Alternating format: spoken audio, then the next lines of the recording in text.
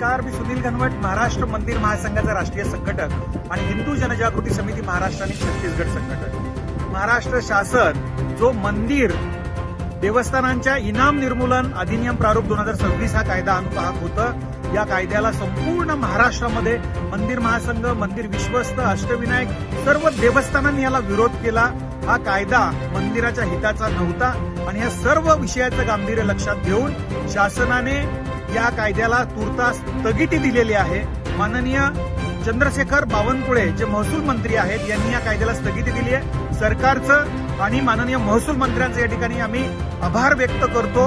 आणि ज्या मंदिर विश्वस्तांनी, मंदिरांनी, अष्टविनायक मंदिरं आहेत, महाराष्ट्र मंदिर महासंघाच्या सर्व संयोजकांनी अथक प्रयत्न करून या कायद्याच्या संदर्भात जागृती केली, त्या सर्वांचा सुद्धा आभार व्यक्त करतो. महाराष्ट्र शासनाने या कायद्यास स्थगिती दिलेली आहे आणि पावसाळी अधिवेशनामध्ये त्याच्यानंतर या कायद्यासंदर्भातला विचार करून एक समिती नेमणार आहेत आणि हिवाळी अधिवेशनामध्ये या संदर्भात देवस्थानांच्या भूमीच्या हिताचा विचार करून या भूमींचं संरक्षण होईल असा कायदा सरकार आणणार आहे.